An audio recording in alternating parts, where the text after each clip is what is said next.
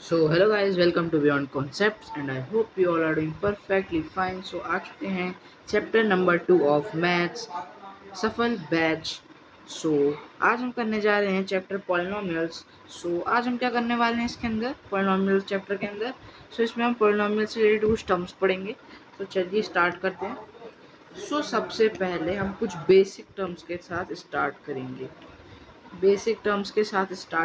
So basic terms है क्या? सबसे पहले हम बात करेंगे एक एल्जेब्रिक एक्सप्रेशन की।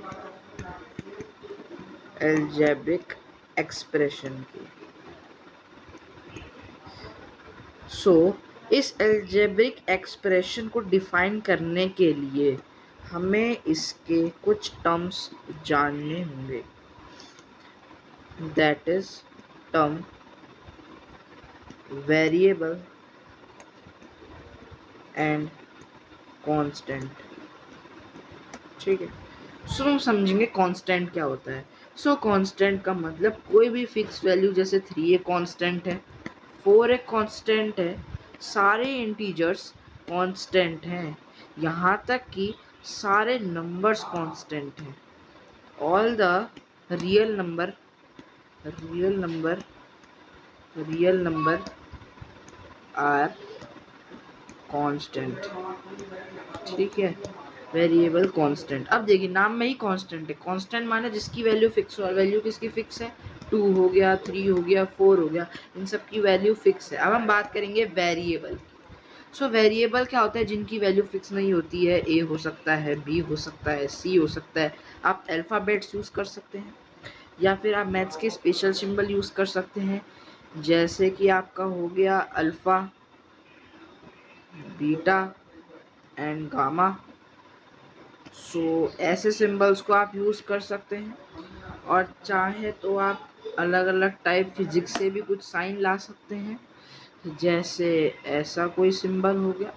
मतलब ऐसी कोई चीज़ जिसकी वैल्यू फिक्स ना हो, वो हो जाएगा आपका वेरिएबल। ठीक है। जैसे हम वेरिएबल का मतलब एक्चुअल क्या होता है? वेरी जो करता है। और वेरी कौन करता है? जो फिक्स नहीं होता है। अब हम बात करेंगे टर्म की, क्योंकि टर्म को हम सिर्फ वेरिएबल और कांस्टेंट समझने के बाद ही अंडरस्टैंड कर सकते हैं। टर्म क्या होता है? वेरिएबल और कांस्टेंट से मिलके जो चीज़ बनती है वो होता है टर्म। एक कांस्टेंट ले लेते हैं, एक वेरिएबल ले लेते हैं। 4x क्या है? आपका टर्म है। 4x क्या है? आपका एक टर्म है। अब हम एल्जेब्रिक एक्सप्रेशन को एक्सप्लेन करते हैं। अब मैं आपको यहाँ पर एक चीज़ बता देता हूँ कि जो प्लस, माइनस, डिवाइड, मल्टीप्लाई, इन सब को हम बोलते हैं मैथमेटिकल ऑपरेशन। Mathematical operation. ठीक है। ये सारे सिंबल्स को हम बोलते हैं मैथमेटिकल ऑपरेशन। मैं आपको एक एल्जेब्रिक एक्सप्रेशन लिख के दिखाऊंगा, फिर आप बता देंगे कि एल्जेब्रिक एक्सप्रेशन होता क्या है। ये मेरी गारंटी है। एल्जेब्रिक एक्सप्रेशन में लिखूंगा 4x² plus 3x plus 1। Algebraic expression क्या होता है? आप क्या डेफिनेशन बनाएंगे? ये क्या है? टर्म्स है। अब टर्म्स को किसने जोड़ा है? मैथमेटिकल ऑपरेशंस ने जोड़ा है। मैथमेटिकल ऑपरेशन ने जोड़ा है। तो एल्जेब्रिक एक्सप्रेशन को हम कैसे डिफाइन कर सकते हैं? Algebraic expression simply means where terms are joined with the help of mathematical operations is known as a algebraic expression, is known as an algebraic expression। ये होती है एक algebraic expression। algebraic expression की हमने बात कर ली है। अब यहाँ पर एक चीज आती है algebraic expression से related। अगर किसी algebraic expression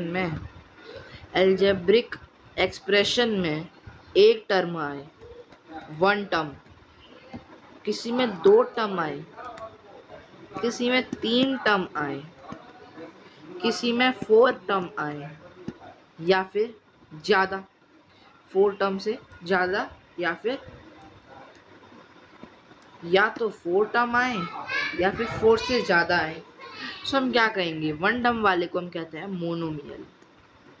monomial, okay, monomial. So 1 term वाले को हम बोलते हैं मोनोमियल, ठीक है। अब यहाँ पे हमने सेकंड टर्म वाले की बात करूँ, 2 टर्म वालों की बात करूँ तो हम इसे बोलते हैं बाइनोमियल।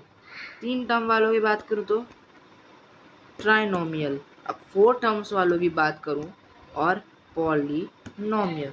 तो आप समझ गए होंगे चैप्टर का नाम पॉलीनोमियल क्यों है, क्योंकि हम इन्हीं चीज़ों के ऊपर बात करने वाले हैं। तो मैं आपको फैक्ट बताऊं, ये जो 1 टर्म, 2 टर्म, 3 टर्म्स वाले होते हैं, इन सबको भी हम पॉलिनोमियल ही बुलाते हैं। लेकिन ये जो है मोनोमियल, बाइनोमियल, ये सब इनके स्पेसिफिक नाम है, लेकिन ये सब आते हैं under the category of polynomials. So अब हम बात करेंगे इक्वेशन की। What is the equation? ये इक्वेशन का शॉर्ट सिंबल है।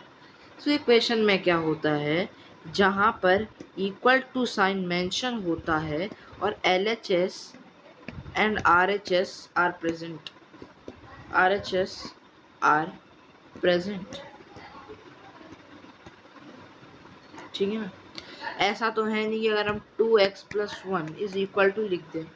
सो इसको हम अभी भी अलजेब्रिक एक्सप्रेशन ही कहेंगे। वो अलग बात है, वो अलग बात है कि हम इसे एक इक्वेशन बना सकते हैं 2x = -1, इसको यहाँ ट्रांसपोज करके। लेकिन अब अगर मैं इसे इंडिविजुअली ऐसे ही लूँ, सो ये क्या होगी, एक इक्वेशन नहीं कहलाएगी, ये क्या कहलाएगा, सिर्फ एक अलजेब्रिक एक्सप्रेशन।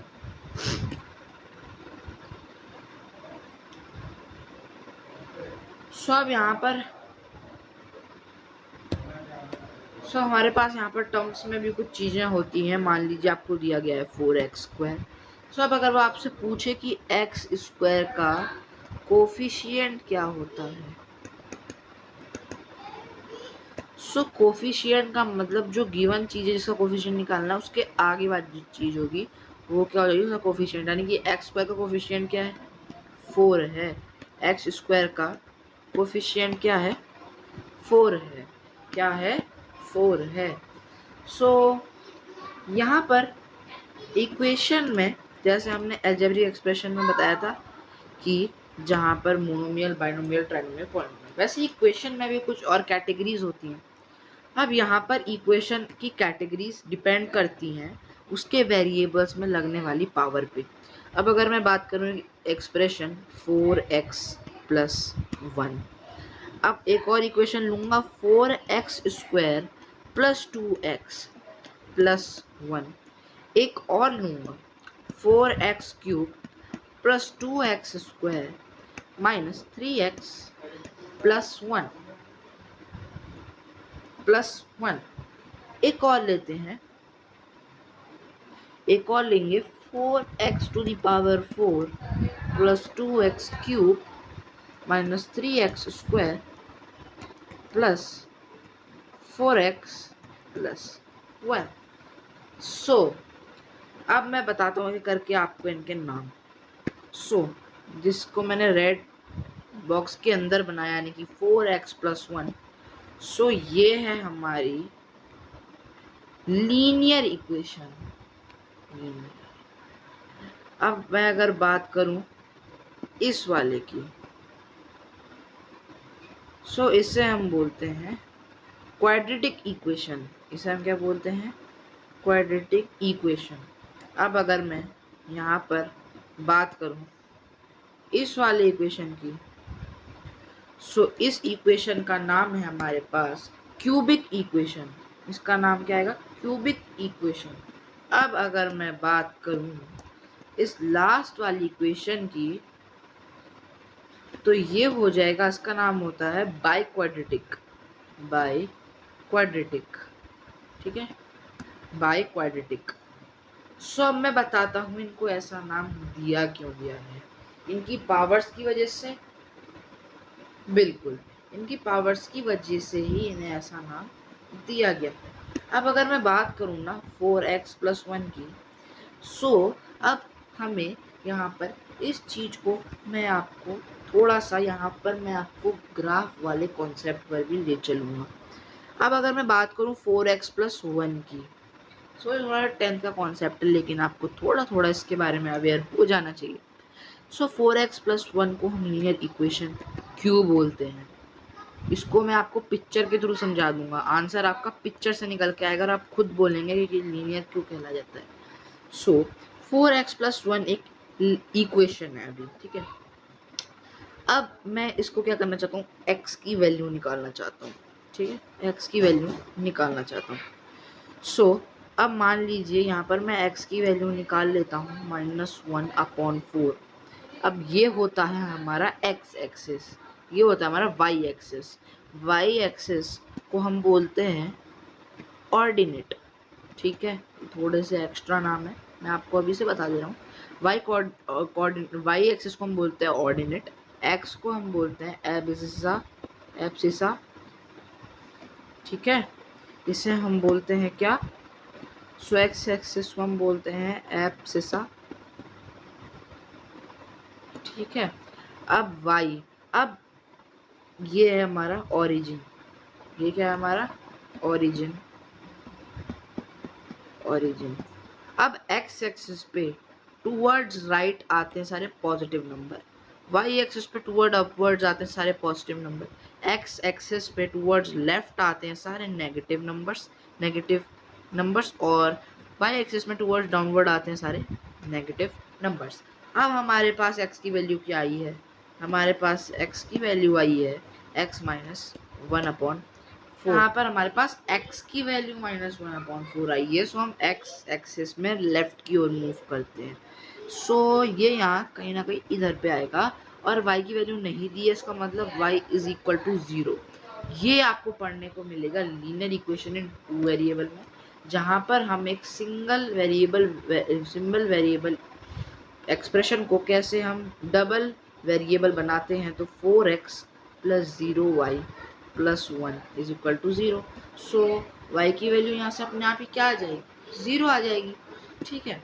सो y की वैल्यू क्या आने वाली है, 0 आने वाली है, क्योंकि 0 से कोई भी चीज़ मल्टीप्लाई हो बनती 0 ही है, यानी कि x की वैल्यू कुछ भी आए चलेगा तो x एक्सिस पे, यानी कि it will form a straight line, यानी कि x की पावर 1 थी तो इसके सॉल्यूशन भी कितने आएंगे, 1 आएंगे, और बनती क्या है, इसमें एक स्ट्रेट लाइन बनती है, इसलिए this is called linear equation. अब मैं बात करूं यहाँ पर बाकी जो होती हैं इक्वेशंस, सो ऐसे ही अगर मैं आपको ऐसी ओरली एक्सप्लेन करूं, सो जो वाली इक्वेशन होती है हमारी क्वाड्रेटिक इक्वेशन होती है, सो कुछ भी क्वाड्रेटिक इक्वेशन हो गई x डैश y डैश, सो उसमें क्या होता है, उसमें स्ट्रेट लाइन नहीं बनती है, बिकॉज ऑफ पावर में आता है हमारा स्क्वायर, ठीक है, पावर में आता है हमारा स्क्वायर। सो जब हम यहाँ पर x की वैल्यू फाइंड करते हैं ना, सो हमें 2 आंसर्स मिलते हैं, ठीक है। अब x की वैल्यू फाइंड करनी है तो क्या होता है, x एक्सिस को इंटरसेक्ट करती हुई कर्व लाइन बनती है, और हमेशा इन कर्व लाइंस को बोला जाता है पैराबोलाज, ठीक है, पैराबोलाज। सो जो पैराबोला होती है ये x एक्सिस को 2 जगहों पर इंटरसेक्ट करती है। अब ये x एक्सिस को ऐसे भी इंटरसेक्ट कर सकती है, अब ये x एक्सिस को ऐसे भी इंटरसेक्ट कर सकती है, ठीक है। अब ये इसकी मर्जी, सॉल्यूशंस की मर्जी है, वो जैसे इंटरसेक्ट करना चाहे वो कर सकती है, लेकिन x की वैल्यू के हिसाब से x पे जितनी बार काटती है पैराबोला उतनी बार ही उतने उसका सॉल्यूशन होते हैं, और एक्स स्क्वायर में पैराबोला 2 बार काटती है, इसलिए हम इसे बोलते हैं क्वाड्रेटिक इक्वेशंस, ठीक है। सो बस क्यूबिक इक्वेशन में ऐसा होता है, क्यूबिक अब यहाँ से स्क्वायर के बाद से क्वाड्रेटिक इक्वेशन के बाद से सब में पैराबोला बनती है, और वो एक्स एक्सिस को उतनी बार काटती है जितनी उसकी पावर, अगर एक्स की पावर 1 है तो स्ट्रेट लाइन, अगर एक्स की पावर 2 है तो पैराबोला, इंटरसेक्टिंग 2 पॉइंट,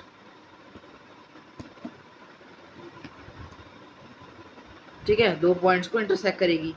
अब x की पावर 3 में फिर से पैराबोला बनेगी, लेकिन इंटरसेक्टिंग एट 3 पॉइंट्स, ठीक है। अब मैं बात करूँ यहाँ पे आगे, तो आगे भी ऐसे ही होता है, जितनी पावर होगी उतनी बार उतने सारे सॉल्यूशन हम निकाल सकते हैं। सो ये आपके लिए एक शॉर्टकट मेथड भी हो गया है। सो इस वीडियो के लिए इतना ही। सो आई होप आपको आज की वीडियो पसंद आई होगी, और इसमें मैंने काफ़ी अच्छी एक्स्ट्रा नॉलेज भी दी आप लोगों को। हमने काफ़ी अच्छी एक्स्ट्रा चीज़ों के बारे में डिस्कस किया है। सो आई होप आपको वीडियो पसंद आई होगी, और अगर वीडियो पसंद आई है तो शेयर कर दो ना, बाकियों को भी तो पहुंचाओ नॉलेज। बाकियों ने तुम्हारा क्या बिगाड़ा है। सो इसी के साथ गाइस मैं आपको बोलना चाहूँगा थैंक यू, और मिलते हैं अगली ही पॉलिनोमियल की वीडियो में। Till then take care everybody and bye bye.